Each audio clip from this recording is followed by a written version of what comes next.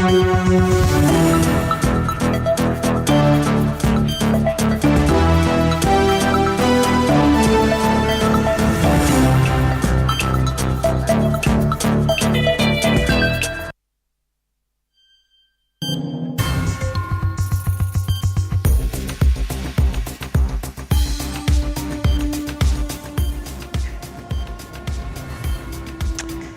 evening.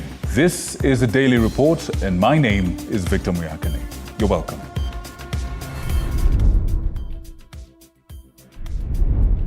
The government calls on doctors to return to work within 24 hours or face the consequences of defying the order. However, doctors have come up with new demands. In the next 7 days, we will mobilize private sector where they go to support this cause by withdrawing their services.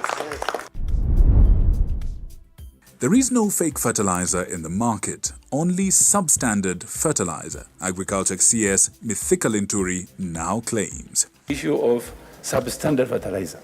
Yes, your version can be, yes, it can be not fake, but substandard.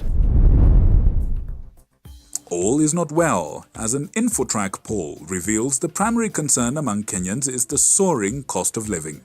The poll shows that 58% of respondents cited this as their main worry, followed closely by unemployment, which was a concern for 41% of those interviewed. From this research, which we conducted last month, we can report that the direction the country is headed currently, 58% feel the country is headed in the wrong direction, with only 19% feeling that the country is headed in the right direction.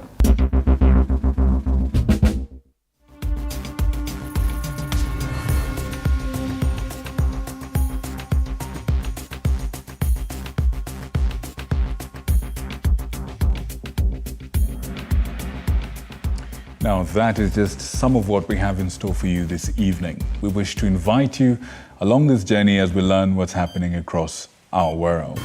I'm with Rhoda Nyamai on sign language. And with that, shall we begin?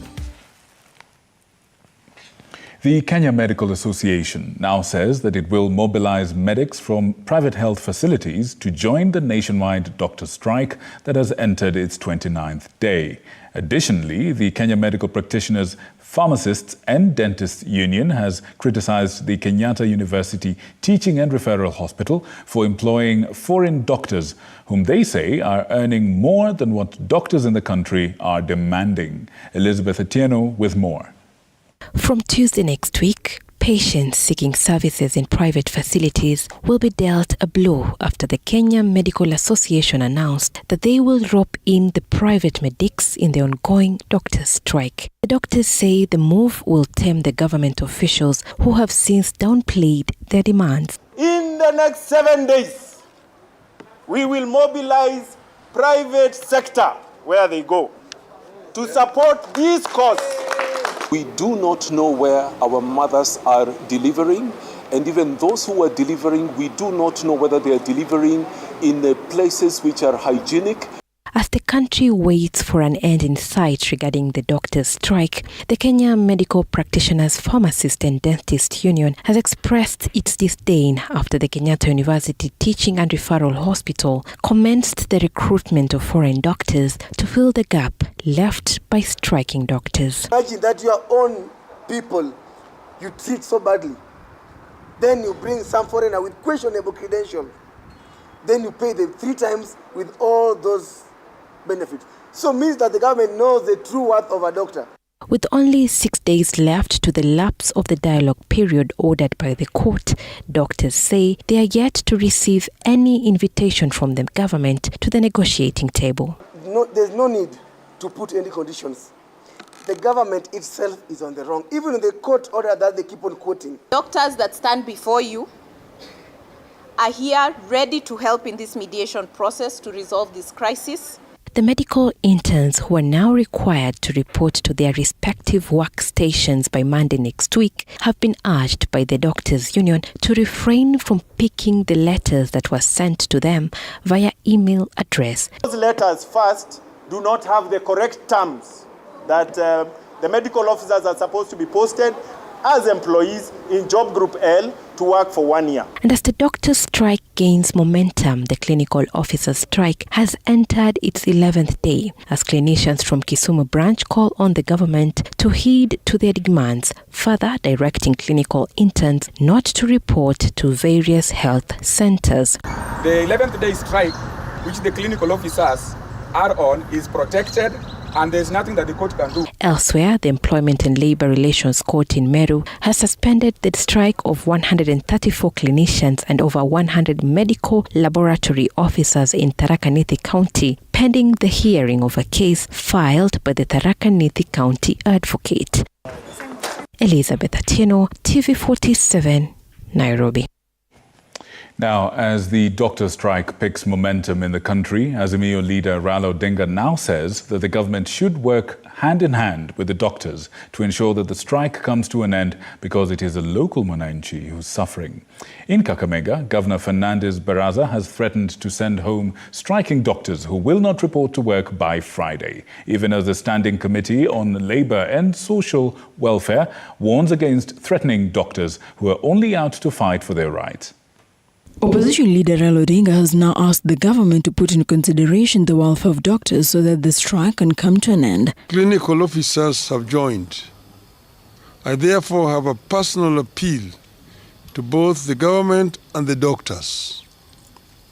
After very wide consultations, I am convinced that the doctors and all other health workers currently on strike will be able to craft a return-to-work formula and resume duty if the government were to meet their demands halfway while negotiations continue. He has also added that it is only fair that doctors who are key in the well-being of Kenyans be compensated well enough for the work they are doing to ensure a healthy nation. Reviewed the fact that members of the 7,000-strong Kenya Medical Practitioners, Pharmacists and Dentists Union have been on strike since March 13th to demand better pay and working conditions. The strike has disrupted healthcare in the country's 57 public hospitals. On the other hand, the Standing Committee on Labour and Social Welfare has warned county governments against threatening the doctors who are only demanding their rights. We like to let also the Minister of Health, county government and the concerned. It is true it's the right of the doctors to go to the demonstration.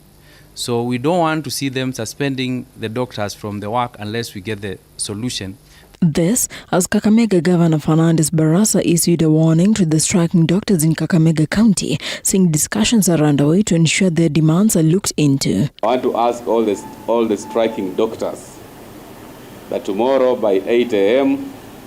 I want all of you to resume your duties. And any doctor who will not be at their workstation by 8 a.m., we shall not have any excuse other than releasing them. We are ready to employ other doctors. Vera Alberta, TV47. Now, senators want the recipients of fake fertilizer to be compensated by the government through the Agriculture Ministry for the loss of money and time, insisting that the farmers should not pay any coin in the proposed deal. Now, appearing before the Senate Agriculture Committee, C.S. Linturi told the committee that compensation might be difficult due to budget constraints. Elizabeth Mutuku tells us more. Wewe kama waziri, nchi ile ambayo imeendelea vizuri, waziri ya serikali akifanya makosa anajiuzulu. Kwa nini makosa imetokea chini ya programu yako? Wewe hujajiuzulu mpaka leo uko kwa serikali. It was a statement from one of the senators from the Senate's Agriculture Committee who wondered why the Agriculture Cabinet Secretary Mithika Linturi and NCPB boss Joseph Kimeto are still in office despite farmers incurring huge losses. Agriculture CS insisting that there were no fake fertilizer in the country and instead there were only 3,000 bags which didn't meet the required standards, a statement which didn't sit well with senators. Even after the CS was shown 2 bags of what had already been ascertained to have been fake fertilizer and which was presented before the committee, Linturi defended his ministry, adding that they are working towards correcting the mess and insisting that political and business rivalry might have played out in the whole saga. Hata mpake rangi ya ng'ombe umpeleke sokoni saa 6 atalia kama punda. Sisi kabla ya kukuita hapa hatukutaka kukuletea habari tunayosikia kama kamati. Tuko na tambia kwenda mashinani. Tumezunguka kila mahali kwa sababu ya mbolea. Are done, and then national we have a multi-agency committee that is being done. The DCI is doing a good job. All these are ongoing. We really cannot really make conclusions until all the investigations are done. However, back and forth ensued in the committee regarding the compensation of farmers affected, with senators emphasizing on the need of farmers to be compensated fully without paying any coin. However, the CS stated that the proposal could pose a great challenge to the ministry since the exact number of recipients of the substandard fertilizer is yet to be known. Wale wamelalamika wameandikisha katika vituo vya mashauri ya nafaka. Tukija tuseme ya kwamba tutawapatia almost for free, lakini mkulima alilipa 2,500. Kwanza mwenye kuleta mbolea gushi anafaa hata ile pesa yote amelipa na serikali arudishe. We get to know how many bags they are within the budget of the money, because there is no extra budgetary allocation within the budget that we have for the money that we are owning which has not been paid. Work it out. If we are able to work it out and find that we can cover that expense by all the money we own, we'll give them for free. The Senate Agriculture Committee, led by Kirinyaga Senator James Omorango, is expected to continue probing the saga in an investigation which is also ongoing in the National Assembly. Elizabeth Mutuko, TV47, Nairobi. Now, as we digest that rather tricky bit of business, a piece of research conducted by Infotrack Limited reveals that Kenyans feel the country is heading in the wrong direction. The Infotrack poll, which was released today, shows that 58% of Kenyans said that Kenya is headed towards the wrong direction, while citing the high cost of living, which was placed at 64%. Now, in the survey, Kenyans also cited unemployment, which was put at 38%, and poor governance as well as poverty as, once again, reasons why the country is going in the wrong direction. Here's a better breakdown. 58% of Kenyans feel that the nation is headed towards the wrong direction, while 19% of Kenyans feel the country is heading towards the right direction. Another 19% of Kenyans remained undecided on the state of the nation, while 4% failed completely to decide. 58% feel the country is headed in the wrong direction. 58% feel the country is headed in the wrong direction, with only 19% feeling that the country is headed in the right direction. Then, of course, the similar 19% feel it's neither right or wrong directions. These statistics were according to research firm Infotrack through a poll conducted on Kenyans, which were released today and showed that Kenyans mentioned unemployment, which was placed at 38%, poor governance and poverty as main issues that need to be addressed. Of course, unemployment, this is something that has refused to go away at 38%. Almost all our surveys, these two things are always mentioned. According to Infotrack, researchers interviewed 1,000 Kenyans, and most of them feel the nation is headed towards the wrong direction due to unemployment, high cost of living, tribalism, and poor health services. Poor infrastructure, bad politics, poor quality of education, all the way to poor health care mentioned only by 1% and heavy taxation by 2%.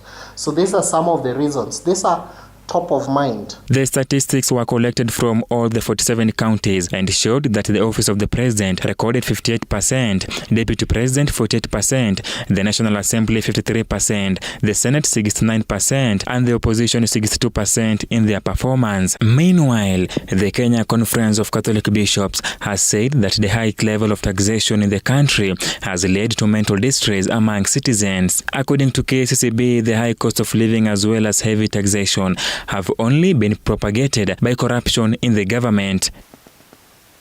Moreover, we continue to be heavily taxed by corruption in our services systems. The issue of overtaxation should therefore be understood within this context. Nelson Mwereza, TV47, Nairobi. Now, some traders from the disputed border town of Keroka Market woke up in shock, to a shock after a mysterious fire destroyed some of their stalls in the early hours of Thursday morning. Keroka, which is the second largest town in the larger Gusii region after Kisii town, has been rather contentious, with both Kisii and Nyamira County governments claiming ownership of this town. This has left traders and residents in limbo. Kombo Alfayo provides further details.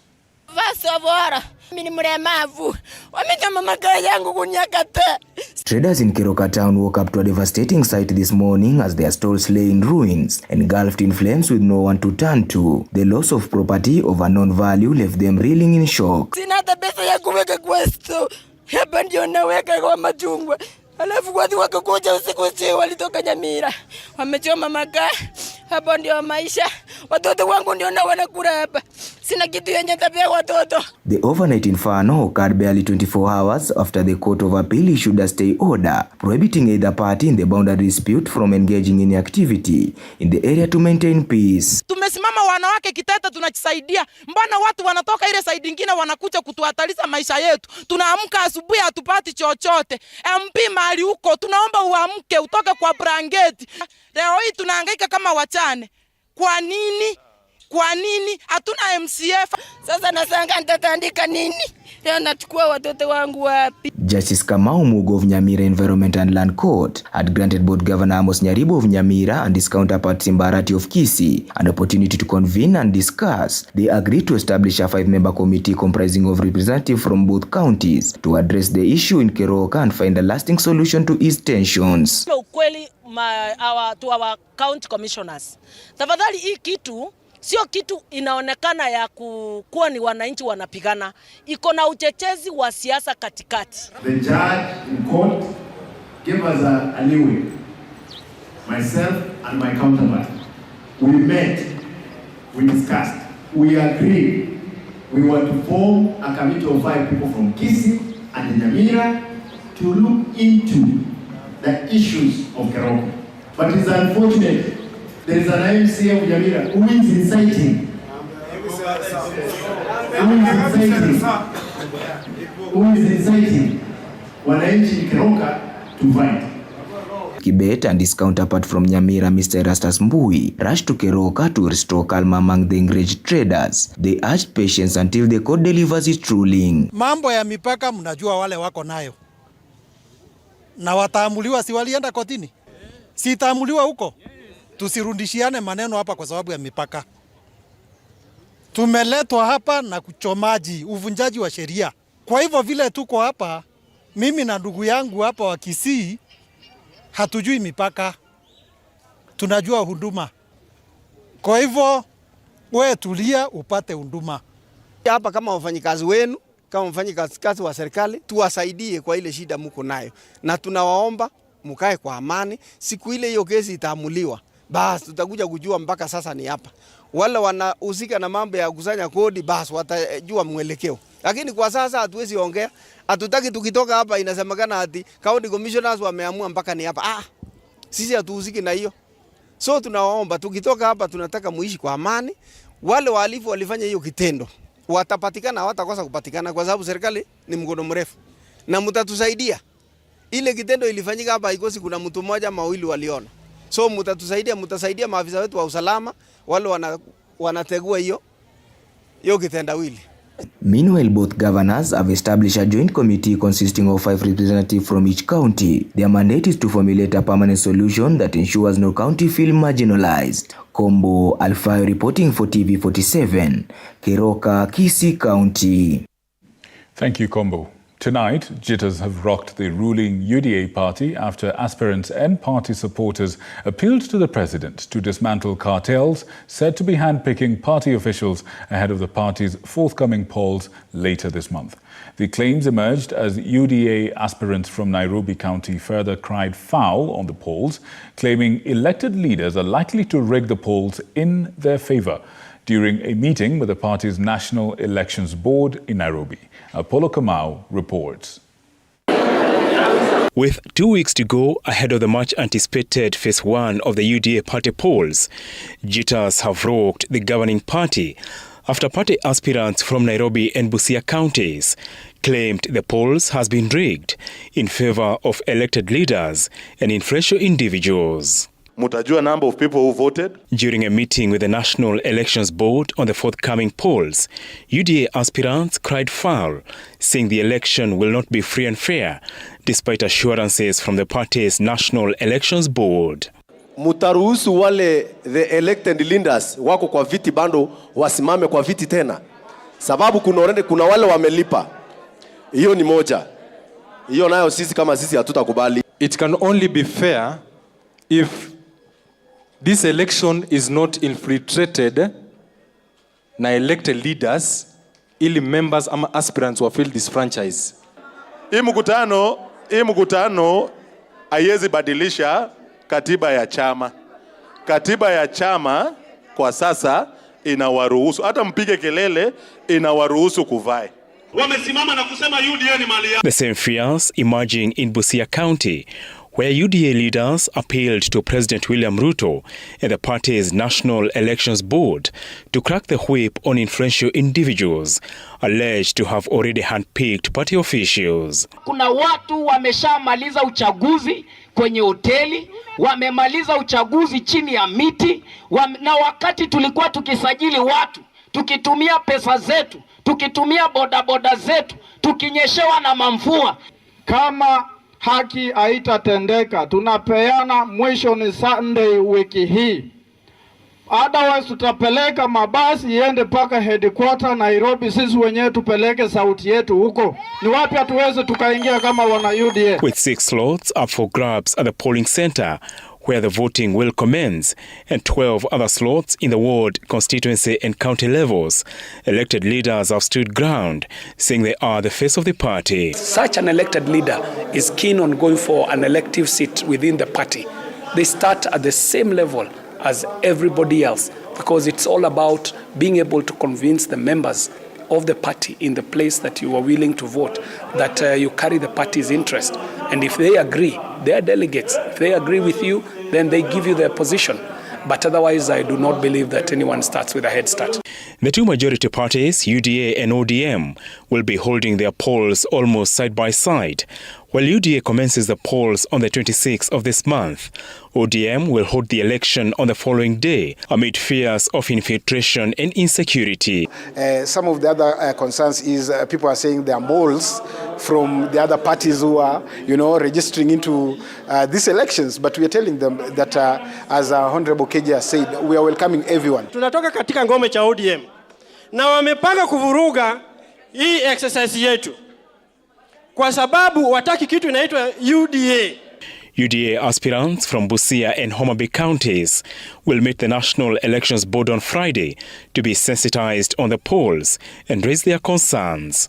Apul Kamau, TV47. Now, condolences have been conveyed to the family of the late Daniel Arap Moi, the second president of the Republic of Kenya, following the death of his daughter June Moi today. According to the statement released by the Moi family, June Chebet Moi died at the age of 60. The deceased family is requesting for privacy as they mourn their loved one. On the other side, Lydia Ntimama, the daughter of the late Honorable William Ole Ntimama of Narok County, sent her condolences to the family and remembered June Moi as a strong and assertive woman, requesting that her funeral be held with the dignity that she deserves.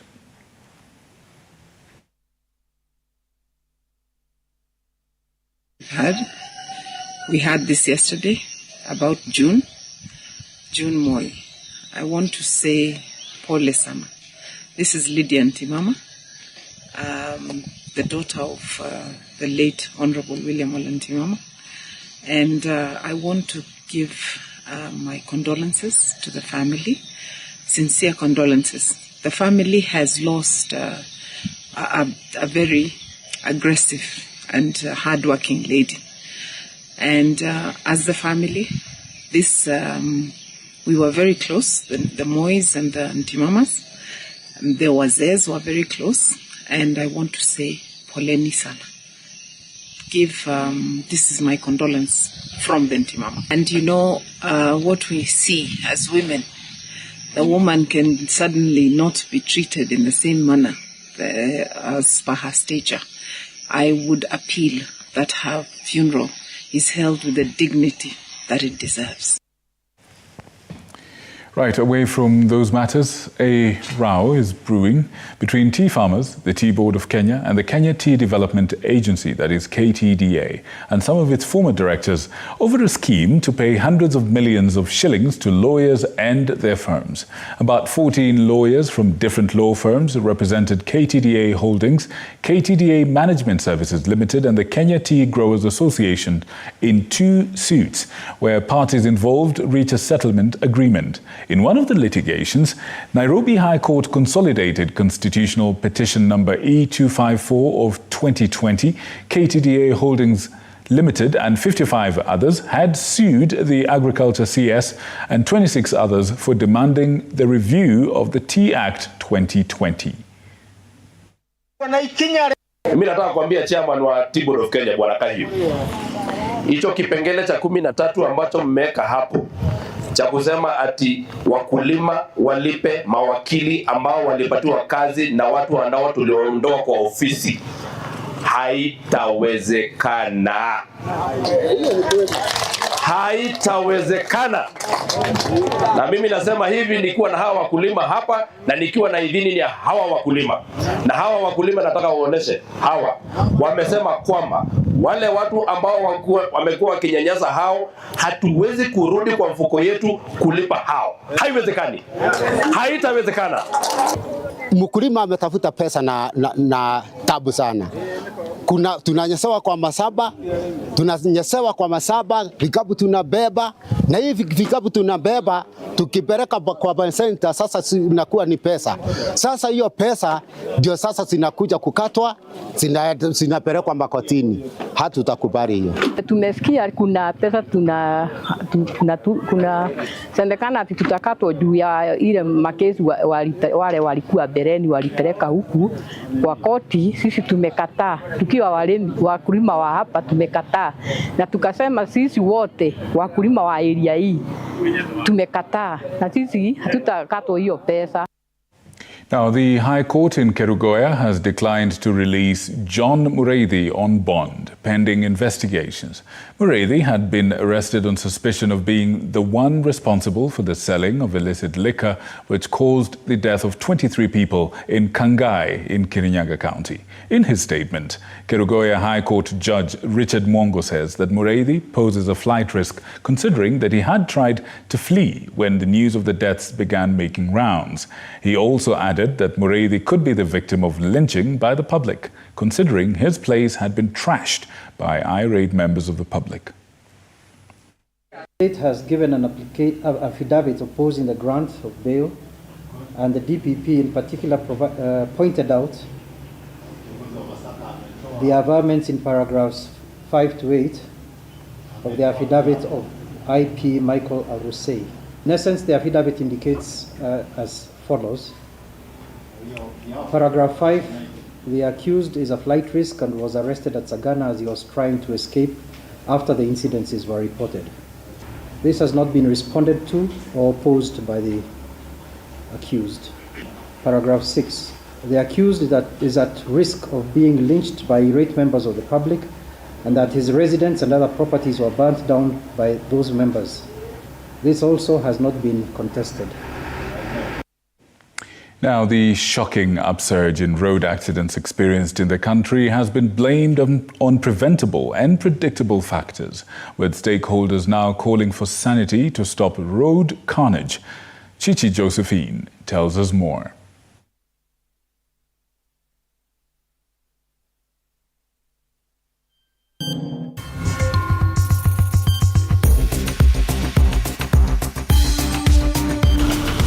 Following the rising cases of accidents across the country, the Kenya Driving Schools Association has noted with concern that over 80% of accidents are caused by driver errors such as drunk driving, recklessness, speeding, overloading, and use of unroadworthy vehicles. We, the driving schools fraternity, are concerned with the rise of road traffic accidents in our country today. The main causes of road traffic accidents, according to our research, are 1. Drunk driving, 2. Overspeeding, 3. Fatigue, 4. Corruption, 5. Poor road markings and signage, 6. Indiscipline, 7. Lack of education, and 8, and which we believe is one of the biggest issues, is psychological disorders. This is according to the KDSA National Chairman Kariuki Kamau, who believes that the solution, as applied in many other countries, is to have the deaths caused by road accidents by instilling into Kenyans a culture of safe road usage. Instead of having cameras that will assist us manage our roads, the cameras we have on our roads are manned by people who are hiding somewhere just to check whether you are overspeeding or you've passed a yellow line, so that you are arrested and you bribe yourself out and you go scot-free. In Uganda, you cannot go scot-free. You cannot go scot-free if you've done a mistake. You must pay the fine. The chairman regretted the trend of drivers acquiring their licenses corruptly, adding that their lack of formal training will show itself in the quality of their driving and observance of traffic rules. Some unscrupulous people at the NTSA are just issuing licenses to people who do not have that prerequisite experience.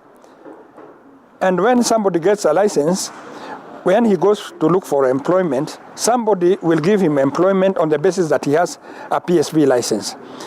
And that's why we think that our people, our traffic police, NTSA, should be very, very vigilant on scrutiny of these licenses. Chichi, Josephine, TV47.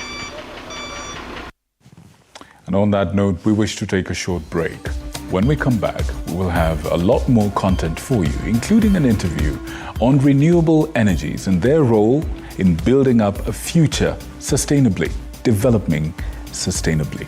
Let's have a conversation about that after the break. But first, let's take a breather.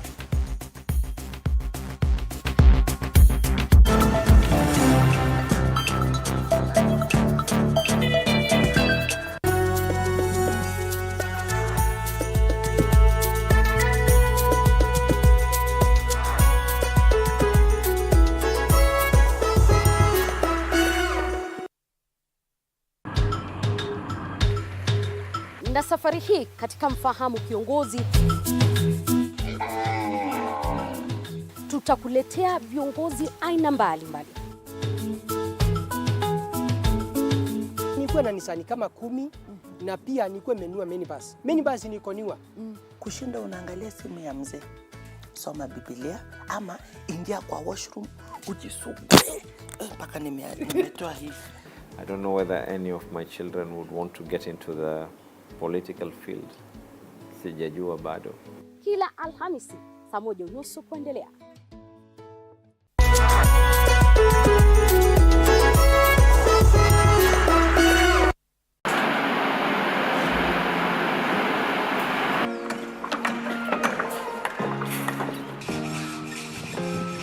Join us on a journey through the concrete jungles and rising skylines, where every beam, every nail tells a story of progress and vision. In every aspect of life, you have to look at several dynamics. From groundbreaking. Nowadays with the tech, you can check on different websites or you check online and you can see some inspiration. So at least that one would be a direction already. I'll know like what kind of style you're going for. To finishing touches, witness the dedication of the hard-working teams who bring these ambitious dreams to reality. The Realtor, Tuesdays at 6:30 p.m.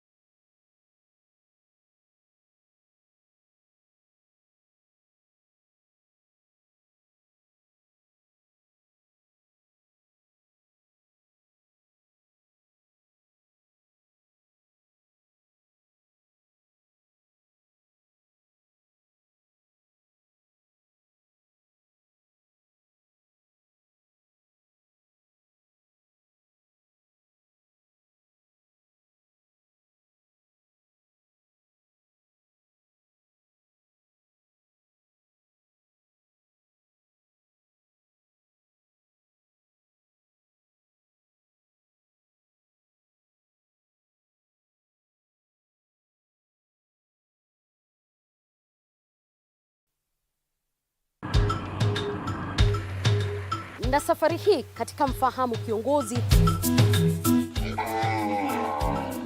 tutakuletea viongozi aina mbalimbali. Nikuwe na nisani kama 10 na pia nikuwe menua minibus. Minibus nikoniwa. Kushinda unaangalia simu ya mzee. Soma Biblia ama ingia kwa washroom ujisugue. Mpaka nimetoa hivi. I don't know whether any of my children would want to get into the political field. Sijajua bado. Kila Alhamisi saa 1:30 kuendelea.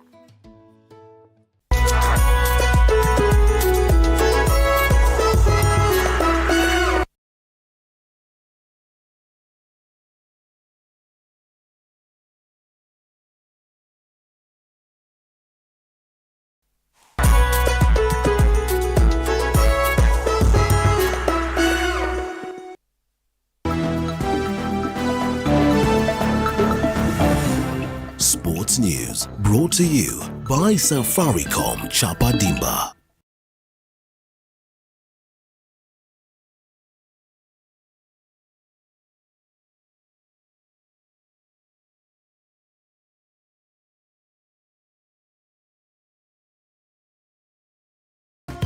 If you're a fan of soccer, especially local soccer, and if you've got a passion for local talent, grooming local talent and exporting it all across the world, then no doubt you've heard of the Chapa Dimba tournament, sponsored by Safaricom.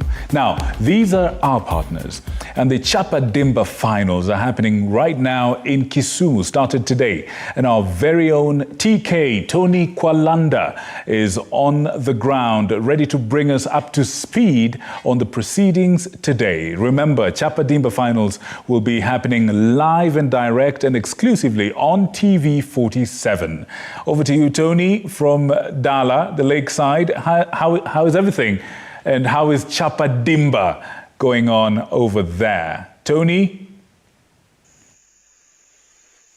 As you rightly said, Muyakane, we are live, of course, coming to you here from Mamboleo Stadium in Kisumu County, where day one of the Safaricom Chapa Dimba National Finals have already, of course, ended with the quarterfinals. And now we know which teams will be facing each other in the semis that is on Friday tomorrow and Saturday here at the Mambo Leo Stadium in Kisumu County.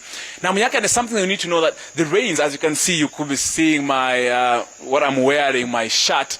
It has some drops of rainfall. Yes, the skies have opened up, which means this surface here at Mambo Leo is silky. That will definitely change the kind of team talk the teams will have tonight. However, just to read you some of the games that will be played tomorrow, that is the semi-finals of the Safaricom Chapa Dimba National Finals.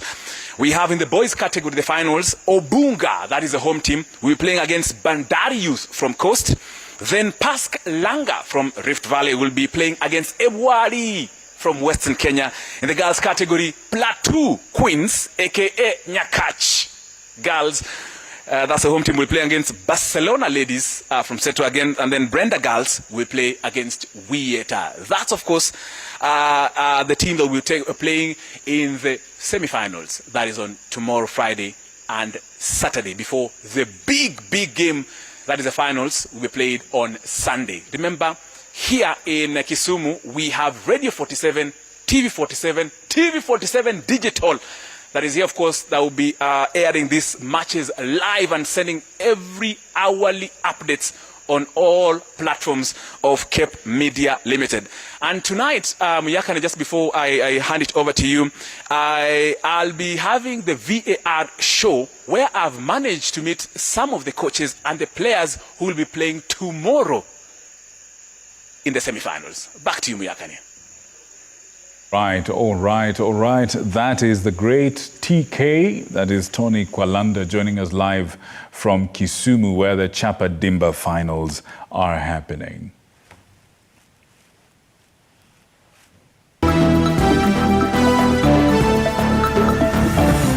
Sports News brought to you by Safaricom Chapa Dimba.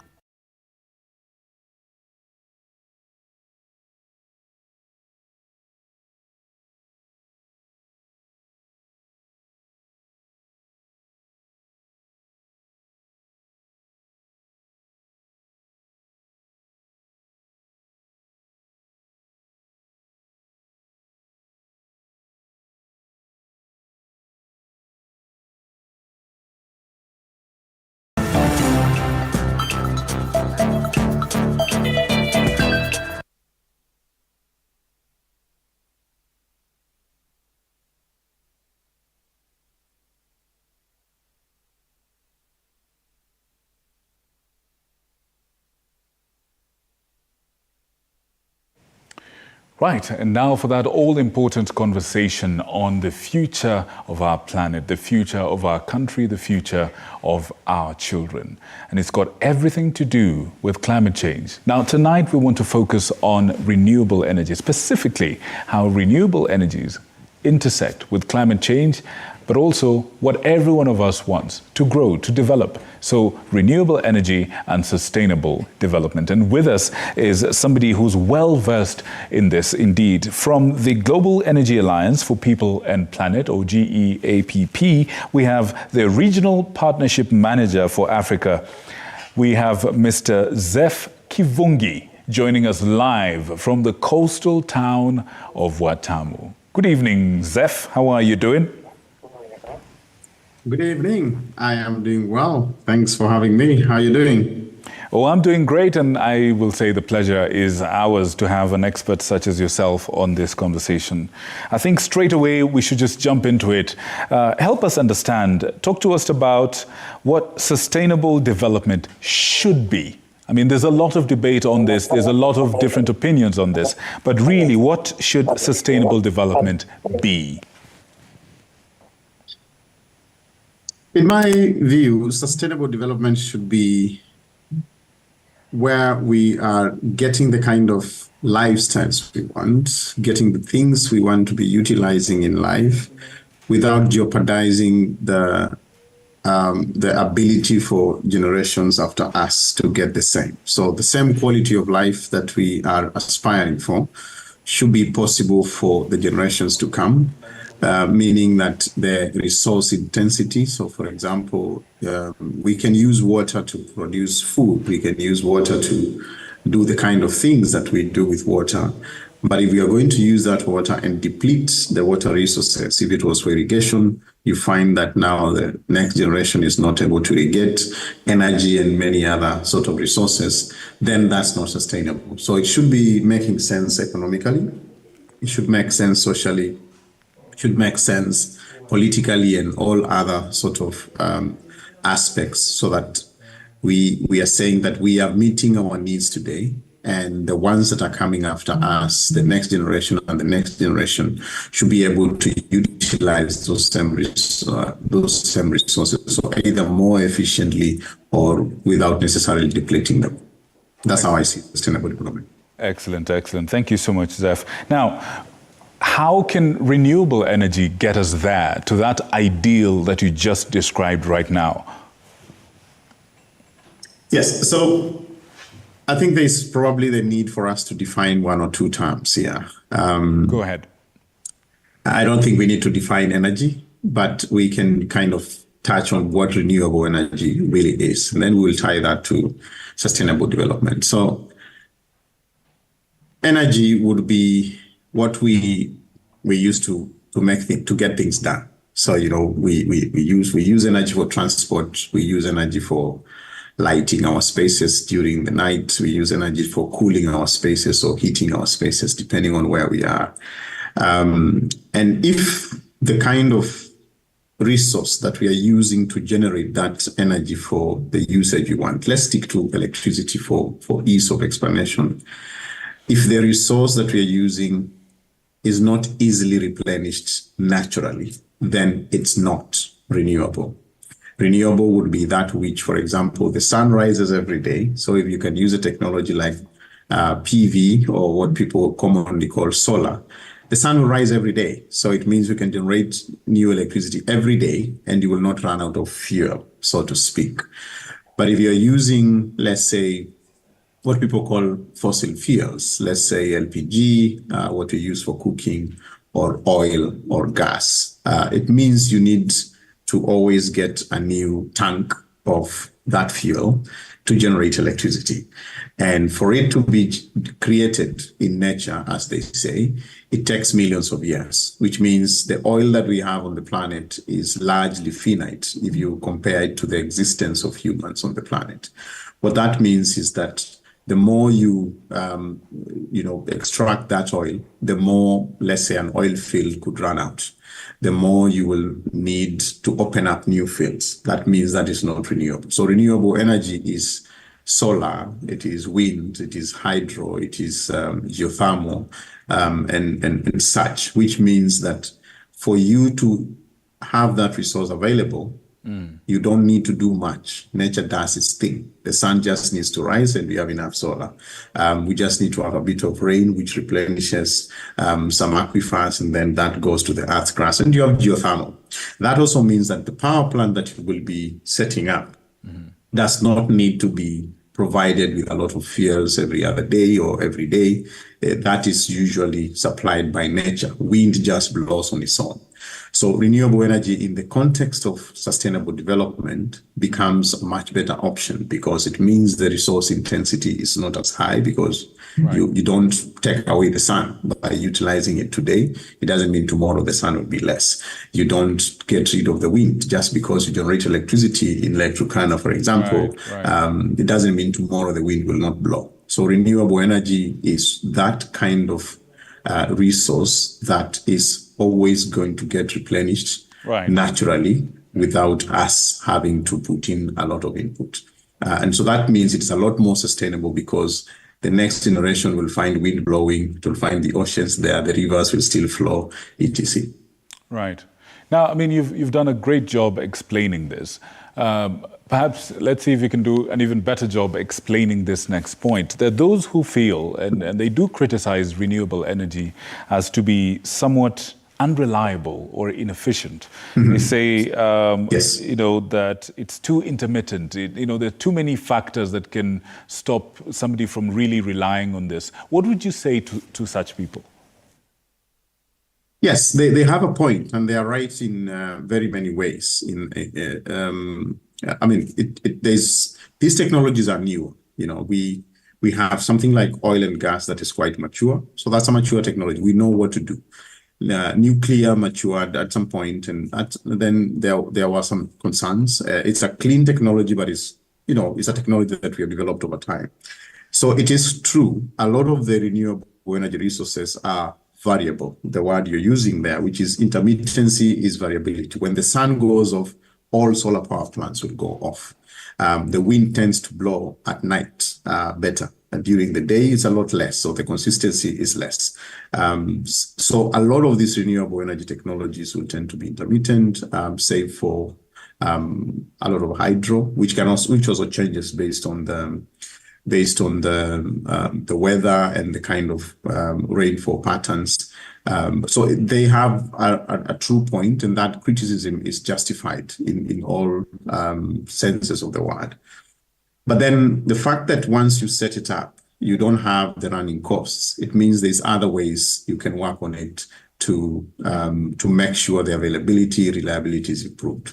So for example, there is what we are now calling the BEST consortium, where you can, which we are trying to work towards establishing a mechanism where this variable electricity can be generated and stored in a battery energy storage system, which is what BESS is, the BESS.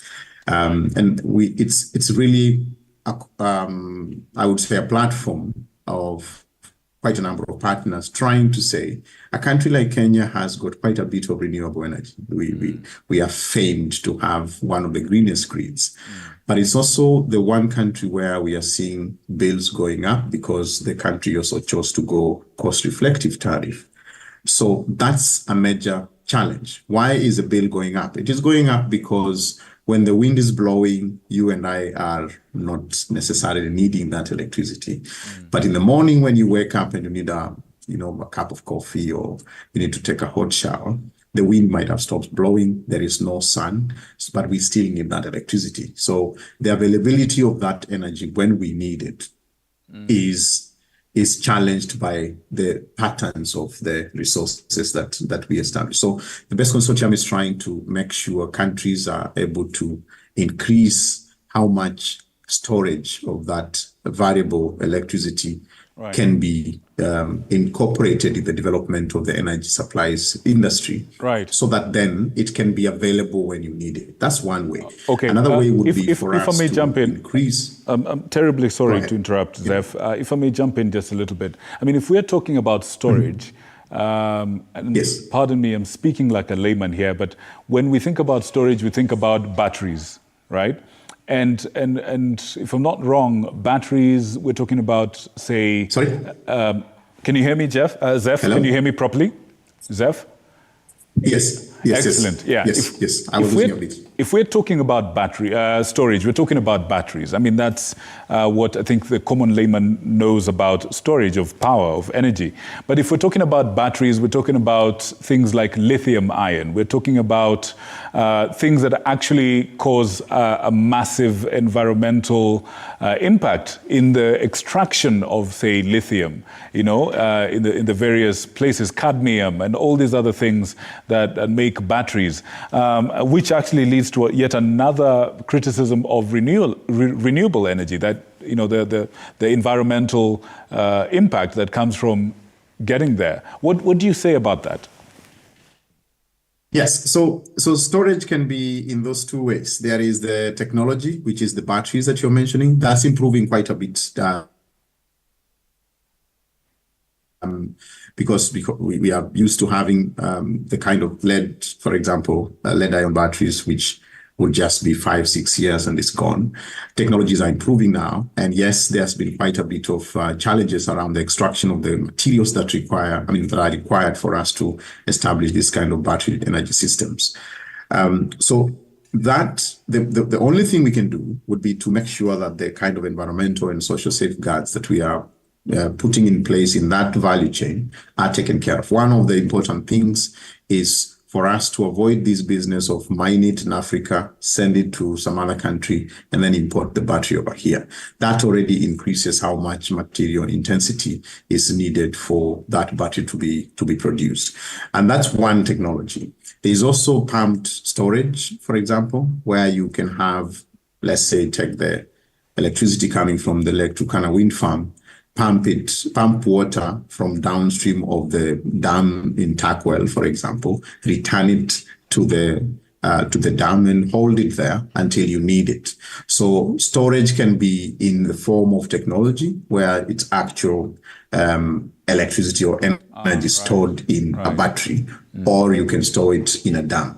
And that's just one way. It's not necessarily the only way that we recommend. The other way that we would recommend for storing or consuming this energy or keeping it would be to store it, to generate the kind of demand that you need.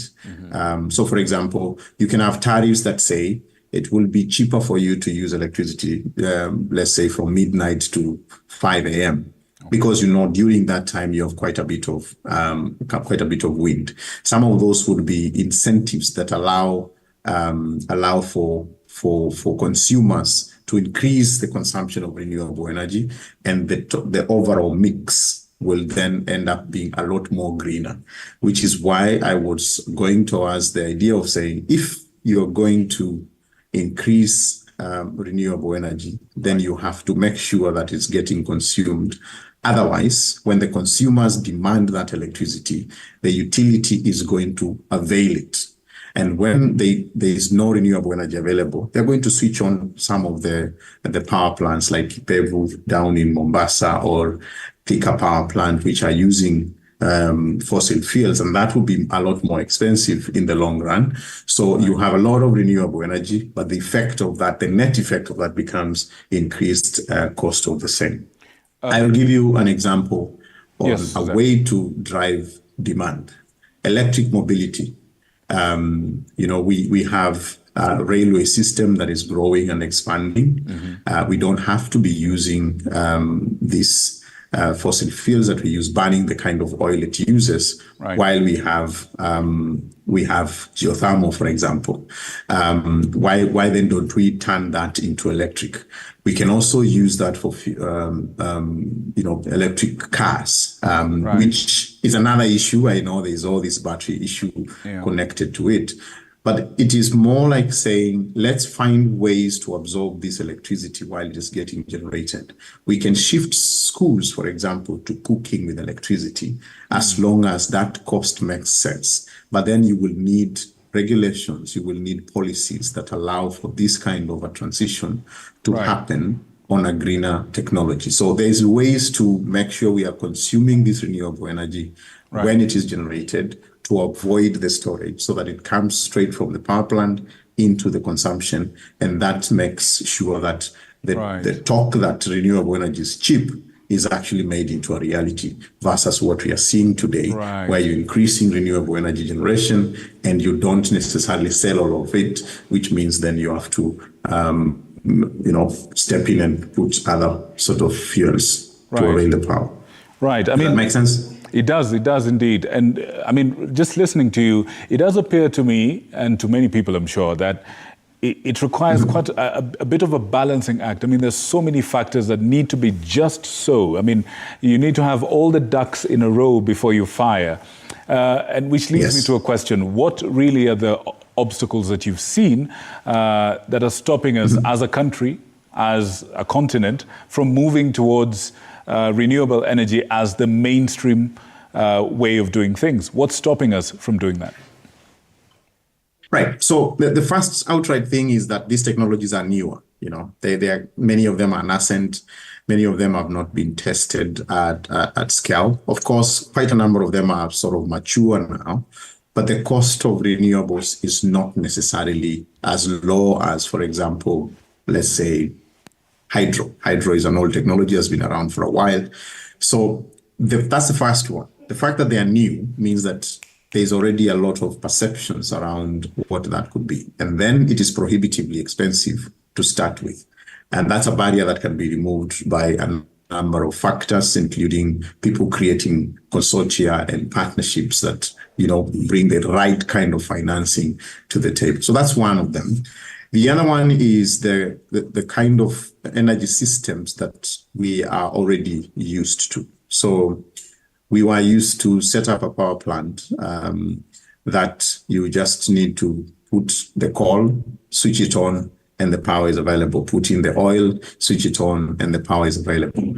And we have assets that have cost millions of dollars to install. If you have a power plant like that one in Kipevu, you need up to 25 years for you to, if you're setting it up for profit, as was the case, then you don't just shut it down. That would be a very good option. If you can shut it down, then we will be forced to look into renewables only. But you don't just shut it down. It's somebody's business. Somebody needs to be paid. This is why it appears in your bill every month, every week, every day, because somebody installed that power plant expecting to be paid when they sell or they generate the power, or even when they avail the power plant, which then means that you don't just shut it down. If you shut it down, somebody needs to pay. Somebody paying means that it will be loaded onto the consumer.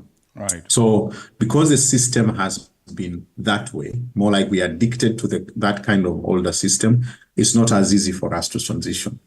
But then in Africa, then we are just many countries, because we are talking about 600-700 million people that don't have access to any form of electricity out of 1.4 billion. Just means every second African does not have access to electricity in any form. That's right. Which then means a lot of countries are at a crossroads now. They have a chance to say, instead of following the old system, let's go to the newer system, and then address the barriers we just talked about, cost, how new it is, intermittency, which we talked about earlier.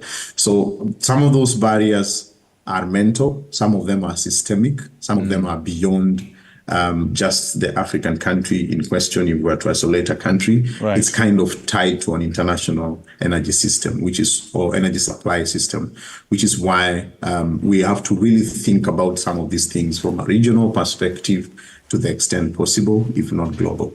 All right. Now, Zeph, as we wind up, I want to ask you two questions. Now, one is actually from your own experience.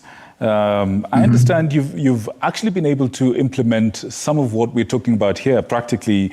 There's been a project you implemented, I believe, in Mali, a rural electrification project. I need you to tell us just as quickly as you can, just some somebody would say high-level figures about it, just high-level details, just bullet points about it, and talk to us a little bit also about the projects you did in the Imbo and Moso basins in Burundi, which are actually quite fantastic. Talk to us about that. Sell it to us, just a proof of concept, so to speak. Right.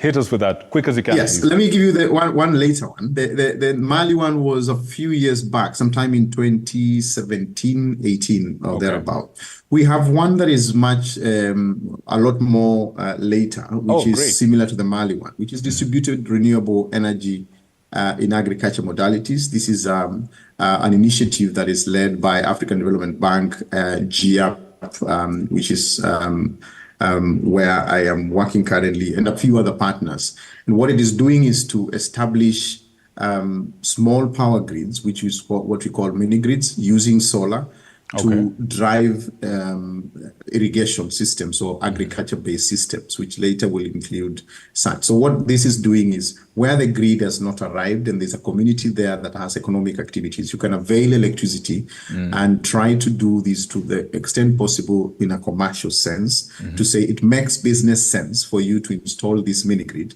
and this mini grid is going to be powering activities for consumers who are willing to pay for the power, because then they are going to be making money out of that. So that's one of those projects.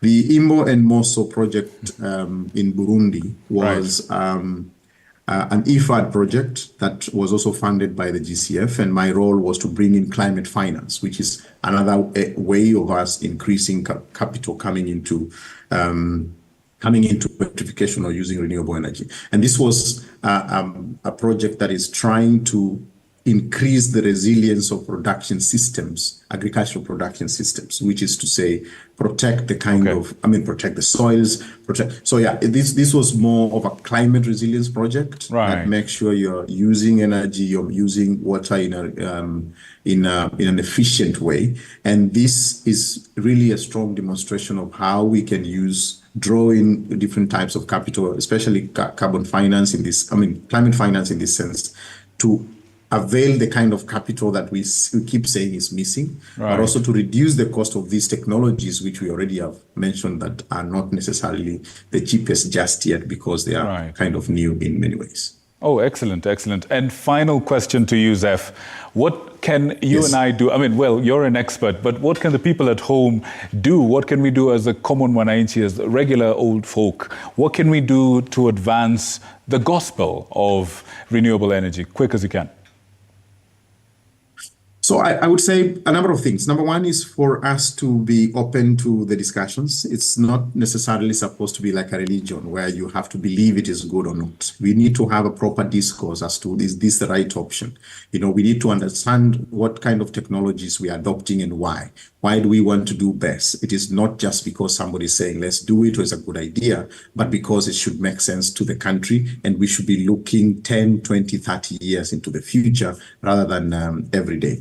And then for us, for consumer, you and I, being able to consider which aspect of resources, especially the energy resources, which aspect are you able to control? So, the same way you can have your windows open and you're switching on your AC, that power that you're using, even if you can afford it, is coming from somewhere.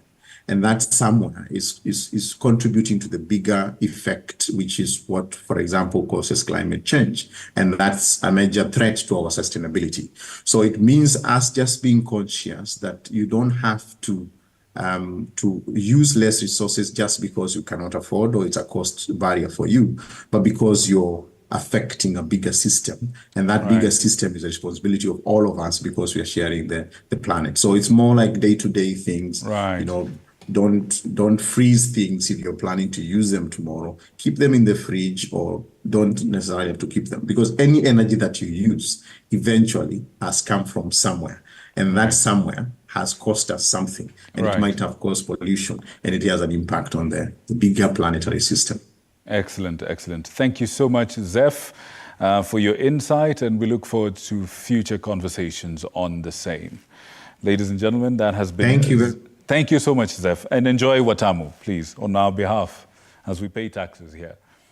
Right, that has zeph Kivungi, the Regional Partnership Manager for Africa for the Global Energy Alliance for People and Planet. That was Zeph. This is Victor Muyakane, and it's been my absolute pleasure to bring you this discussion as well as the news.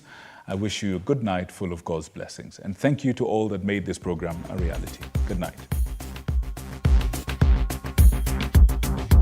Thank you.